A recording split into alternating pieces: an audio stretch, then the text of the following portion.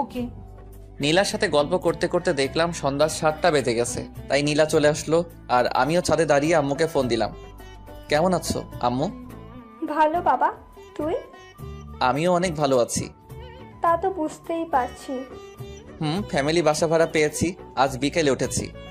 তোকে আবার কে বাসা ভাড়া দিল, তোর মতো বাদর ছেলেকে?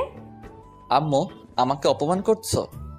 আরে না, নিজের পরিবার মনে করেই থাকিস, আর টাকা পয়সার চিন্তা করতে হবে না, বুঝলি?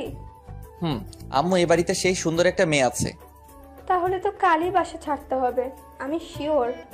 কেন আম্মু, বাসা ছাড়তে হবে? তুই মেয়েটার সাথে ইটিস পিটিস করবি, আর তার বাবা মা তোকে বের করে দিবে। আম্মু, তুমিও না?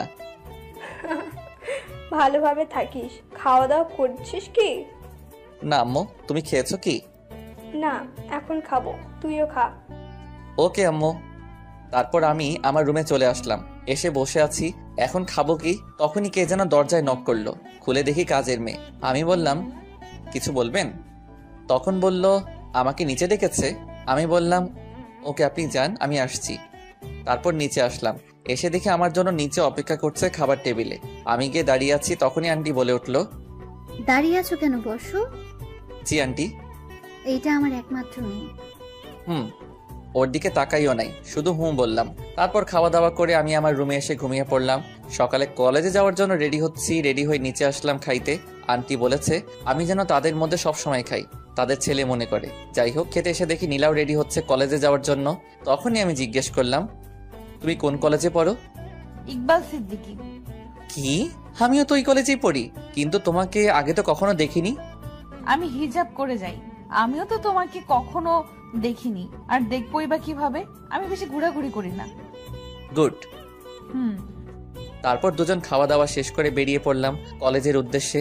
আমরা দুজন যেই না কলেজের গেট দিয়ে ঢুকছি, তখনই দেখি মারুফ দাঁড়িয়ে আছে। মারুফ আমাকে আর নীলাকে দেখে চোখ মুখ বড় বড় করে তাকিয়ে আছে। আমিও ওর কাছে গিয়ে, শালা মুখ বন্ধ কর, মশা ঢুকবে। হাই, আমি মারুফ। হ্যালো, আমি নীলা। আপনি কে? হৃদয়ের বন্ধু। ও, যাও তোমার ক্লাসে যাও। দোস্ত, মেয়েটার মুখটা কেমন দেখতে রে? সেই সুন্দর, কি মায়াবী, শুধু তাকিয়ে থাকতে মন চাই। কিন্তু ও হিজাব পরে আসে কেন কলেজে? বাড়িতে তো আমার সামনে সবার সামনে মুখ দেখায়।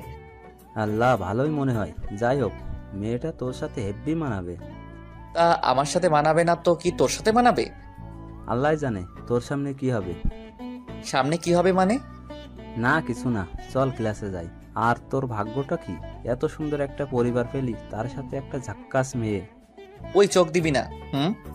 ওকে চল। তারপর দুজন ক্লাসে আসলাম।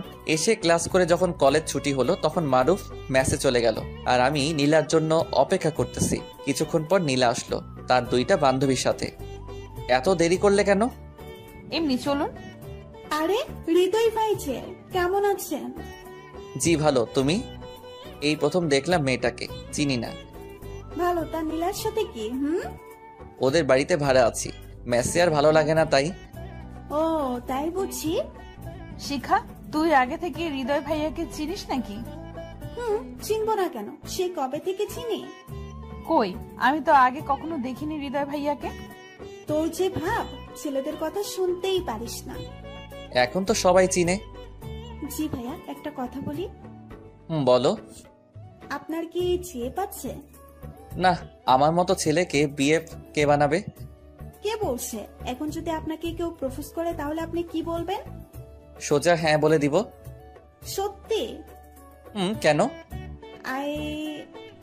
হৃদয় ভাইয়া চলেন তো। এই বলে আমার হাত ধরে টেনে নিয়ে গেল। শিখার কথাটা বলার আগেই, বাই, কাল কথা হবে।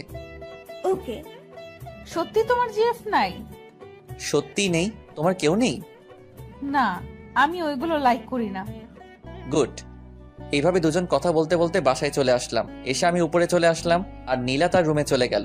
আমি ফ্রেশ হতে ওয়াশরুমে গেলাম আর ফিরে এসে আম্মুকে ফোন দিলাম। কিছু টাকা লাগতো, গেঞ্জি কিনবো, আর টাকাটা তাড়াতাড়ি দিও। তারপর মারুফকে ফোন দিলাম। কই রে? টয়লেটে। তুই? ছি, তাই তো বলি, গন্ধ কিসের? দোকানে বসে আছি। থাক, আসতেছি। ওকে আয়। তারপর উপর থেকে নিচে নামছি মারুফের কাছে যাব বলে। তখনই দেখলাম নীলা বসে টিভি দেখছে আমাকে দেখেও না দেখার ভান করলো। আমিও কিছু না বলে বেরিয়ে পড়লাম। একটু পর মারুফের কাছে গিয়ে দেখি ও বসে আছে। চল আজ তোকে পেট পুড়ে খাওয়াবো। দোষ, আজ সূর্য কোন দিকে উঠেছিল রে?